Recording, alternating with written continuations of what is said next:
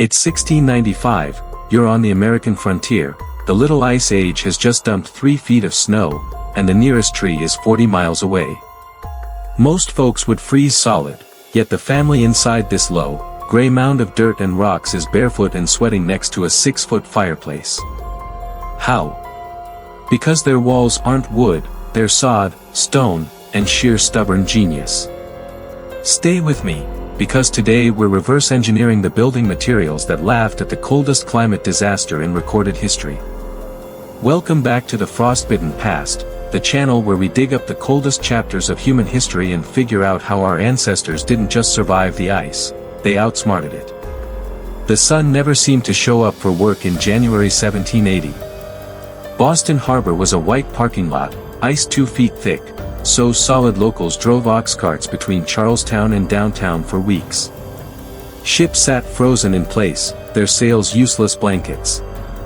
Newspapers called it the hard winter, but that was just one headline in a 500-year deep freeze we now call the Little Ice Age. From the 1300s through the mid-1800s, average temperatures across North America dropped only a couple of degrees, yet that was enough to shorten growing seasons, freeze rivers that had never iced before, and rewrite the rules of survival. Snowstorms marched as far south as Florida. George Washington's troops shivered at Valley Forge in a blizzard that dumped 3 feet in a single night. Volcanic eruptions in Iceland and Peru pumped ash into the sky, bouncing sunlight back into space and adding icy bonus rounds. For American colonists, the biggest shock wasn't just the cold, it was the sudden disappearance of fuel. Britain's Royal Navy claimed every tall pine in New England for ship masts, stamping them with the broad arrow mark. Cut one, and you faced jail. Settlers pushing west onto the Great Plains found something even scarcer, no trees at all, just mile-high grass and a horizon littered with glacial rocks. A single cabin-sized log pile required a 40-mile wagon haul, and horses ate more calories than the firewood was worth. So pioneers did what Americans still do when the grocery aisle runs empty, they improvised with what was in their backyard. Instead of chopping forests, they sliced the prairie itself into bricks. Instead of hauling lumber, they rolled stones left by Ice Age glaciers into place. The result looked like a hobbit hole crossed with a stone bunker, low, lumpy, and weirdly cozy. Travelers stepping inside on a -20 night swore they could strip to shirt sleeves by the fire. This 6-part series reverse engineers those walls, roofs, and windows. We'll break down the grass that acted like steel, the rocks that doubled as radiators, and the engineering hacks that kept indoor temps at toasty 68 degrees Fahrenheit while the Little Ice Age raged outside. By the end you'll know exactly how everyday settlers built houses that laughed at the coldest climate disaster in recorded history, and why modern green architects are stealing their playbook. Next up, the star player, sod. Grab a spade, we're cutting bricks that George Washington would have traded his wooden teeth for. Step outside the cabin door with me, 1698, western Nebraska, wind howling like a timber wolf. No trees, just an ocean of shoulder-high big bluestem and buffalo grass rolling under a foot of powder. Looks worthless to a lumber-hungry settler, right? Wrong. That grass is a 3-dimensional mat of iron wire roots that lock the soil tighter than rebar locks concrete. Cut a brick 1 foot wide, 4 inches thick, 18 inches long, and you've got a building block that laughs at axes, weighs 30 pounds, and insulates better than a modern fiberglass bat. Prairie sod is nature's own prefab panel. Each square foot packs 48 inches of compressed root fiber. Think of it as a sandwich of soil, cellulose, and air pockets. Air is the real insulator, the roots just keep it from moving. Our value clocks in around 0.7 per inch, so an 18-inch wall gives you our 12 on the dead of night side, double that once the snow blanket glues itself to the outside. Compare that to the average log wall, same thickness, are, for if you're lucky, plus endless gaps that wheeze wind like a broken accordion. Kids made the first cut.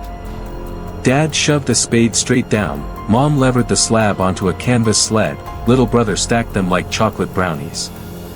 No nails, no sawmill, no cash, just calories and know-how. Stack the bricks Bond style, staggered seams, then stuff the cracks with loose grass dipped in clay slip. The wall goes up faster than a New England barn raising, and by supper time you're already warmer inside than a Boston parlor burning 3 cords of pine. Downsides? Sure. Sod is alive until it isn't. The first summer it sprouts, green fuzz on your living room wall. A quick coat of lime wash, water, ash, and a spoonful of salt, cooks the chlorophyll and seals the surface. Bugs and field mice ride in like stowaways, but a cat and a weekly patch of clay chink keeps the rent under control. Rain is the bigger bully. Hit the roof with a flat pitch and water percolates like coffee, dripping mud on your Sunday hat. Solution: 30-degree slope, cedar poles for rafters, then layers of sod turf laid upside down, roots become thatch, snow becomes insulation, and the drip line lands 3 feet from the foundation. By 1720, travelers on the Platte River swore they could pick out a sod house at twilight, no chimney smoke for hours, yet candlelight flickered inside and shirt-sleeve settlers leaned against doorframes watching the sunset. The walls breathed, stored heat, and shrugged off prairie fires that would have torched any wooden fort. Ironically, the same grass that fed buffalo fed human survival, just rearranged into bricks. Next episode, we add the second superhero, stone. Because even Superman needs a sidekick, and when grass meets granite, the Little Ice Age doesn't stand a chance. Grass can stop wind, but it can't store summer. For that you need mass, something dense enough to soak up heat when the fire's blazing and slowly hand it back when the flames die. Enter the prairie's other freebie, stone. Glaciers bulldozed south 12,000 years ago and quit like bad poker players, leaving billions of fist-to-head-sized chunks everywhere settlers looked. No quarry bill, no freight charge, just bend, grab, and roll. Call it IKEA geology, loose rocks delivered flat-packed across half a continent. Smart builders stacked 2 walls, not 1. Outer layer, sod bricks we met last episode. Inner layer, those glacier leftovers mortared with a slurry of clay, water, and chopped buffalo grass, call it medieval rebar. The air gap between them traps still air, nature's best insulator, while the inner stone soaks up BTUs like a sponge. Burn a 6-hour fire, and that rock wall keeps coughing heat for another 6. Temperature swing inside the cabin, maybe 4 degrees all night. In a log shack the same fire quits the minute the last ember glows red, temp drops 20 degrees before you can say, pass the blanket. New Englanders took it further with the stone ender. Picture one entire wall, usually the north, built from waist-high granite, tapering up to a single 6-foot fireplace mouth. The firebox is shallow, the throat narrow, so smoke hugs the rock face on its way up, painting every crevice with heat. By the time the exhaust pops outside, the stones are radiating like a low-budget sauna. Travelers in 1717 Rhode Island wrote, "We sat within in thin linen while the snow banked to the eaves outside." No hyperbole, those walls measured 30 inches thick and weighed 40 tons, you'd need a week of zero wind to chill that much mass. Mortar mix. 1 part clay, 1 part ash, handful of salt, dash of blood if you just butchered a hog. The salt crystallizes, the ash adds silica, and blood proteins act like modern epoxy. Cures rock hard even when the thermometer nosedives. Farmers called it red-eye mud, because it set so fast you had to lay stone before your coffee cooled. Cost sheet for a typical 16 by 20 foot sod-stone hybrid, $0 for rock, 0 for sod, maybe 2 days of family labor and a single $1 for iron nails to peg the roof poles. Compare that to hauling 8,000 board feet of pine from 40 miles out, oxen feed alone topped $20 in 1750 money. Little Ice Age economics, cheap heat or frozen feet. Best part? The colder it got, the better the system worked. Sub-zero air outside tightened the clay, frost sealed microcracks, and the temperature delta drove heat inward faster. Mother Nature became a co-op partner instead of a landlord demanding rent. Next up, we capped the whole package, roof angle, snow blankets, and windows that outperform triple pane glass for the price of leftover bacon grease. Stick around, we're about to hit 68 degrees Fahrenheit on a night that killed cattle where they stood. Walls buy you time, the lid decides the score. Get the roof wrong and your cozy stone and sod bunker becomes a walk-in freezer. Pioneers learned fast: pitch too flat, snow soaks through like a wet sponge; pitch too steep, wind peels it back like a sardine can. Sweet spot: 30 degrees, shallow enough for the weight to hug the structure, steep enough for gravity to slide off the next stall. They called it half saltbox, because from the back it looked like someone lopped the top off a New England barn and laid it on the prairie. Construction started with cedar or cottonwood poles spaced 2 feet on center, whatever skinny trunks the river bottoms coughed up. Over that, a lattice of willow branches woven like an oversized Easter basket. Next came the secret ingredient: upside-down sod. Grass side down, roots up, the fibers knit together and formed a thatch that shed water like shingles. Once the first blizzard hit, an extra foot of snow parked on top, adding our 10 of free insulation. Inside temperature jumped a noticeable 5 degrees the minute the drift sealed the seams. Basically, the house put on its own down jacket every time it snowed. Now light the fire and keep the heat, time for windows. Glass was moonshot expensive on the frontier. A single 4x6 pane cost more than a milk cow. Workaround: parchment, the same stuff scribes wrote on. Settlers stretched sheep or goat parchment across homemade pine frames, then brushed both sides with a 50-50 mix of linseed oil and turpentine. The oil polymerized, turning the skin transparent-ish and airtight. Double up the frames with a half-inch air gap and you've got DIY double pane that blocks wind but lets the low winter sun pour through. During a January afternoon, solar gain through a south-facing 2x3-foot oiled window added roughly 1,500 BTUs, about the heat of a small candle every minute, except it's free and never burns out. Need more free calories? Paint the inner stone wall opposite the window flat black with soot and skim milk wash. Sunlight bounces off the glass, smacks the blackened rock, and the mass stores it for after dusk.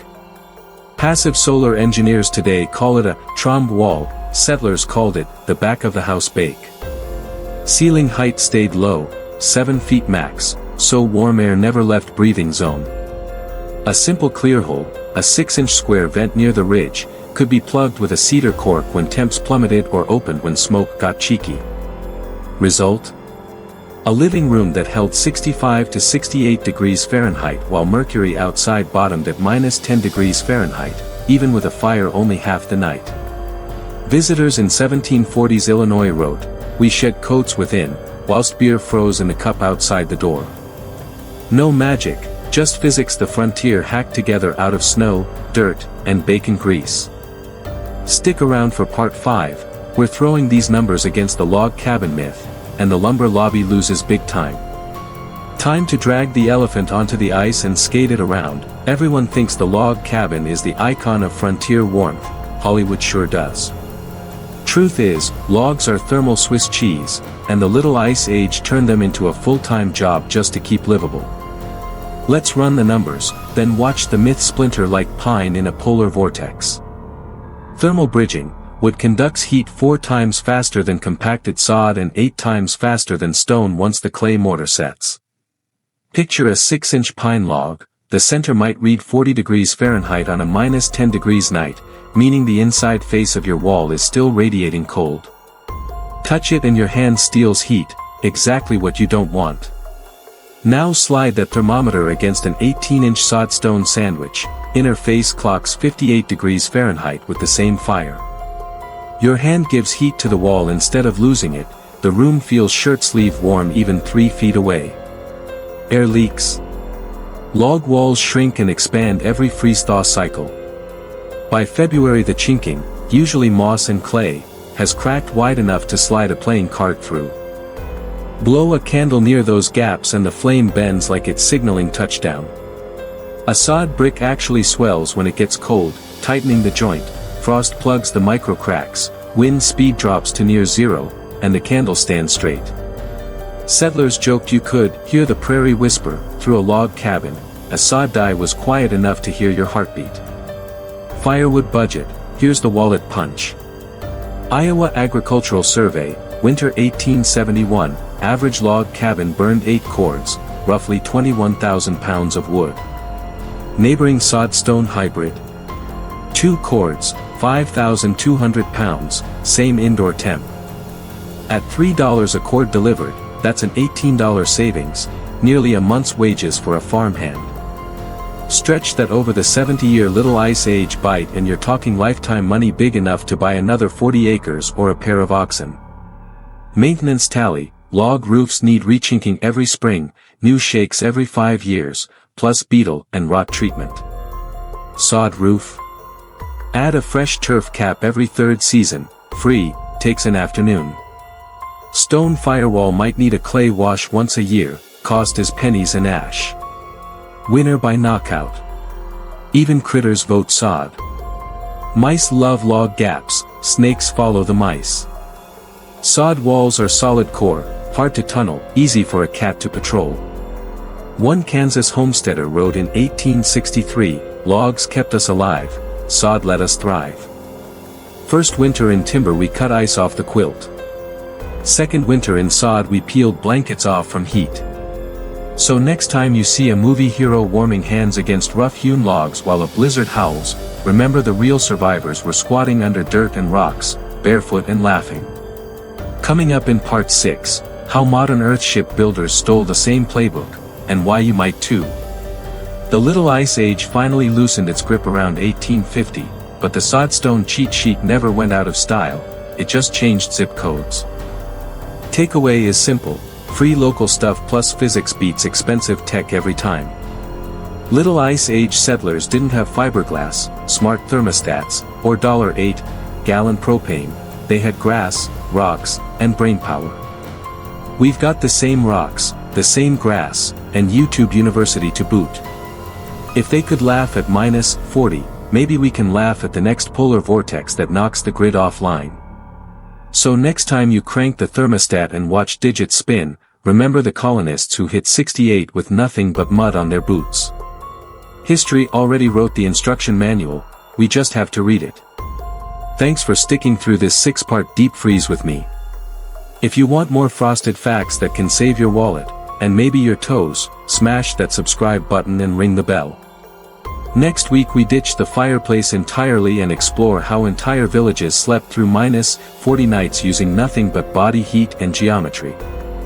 You won't believe the math, so don't miss it. Stay warm, stay curious, and I'll see you on the next page of the frostbitten past.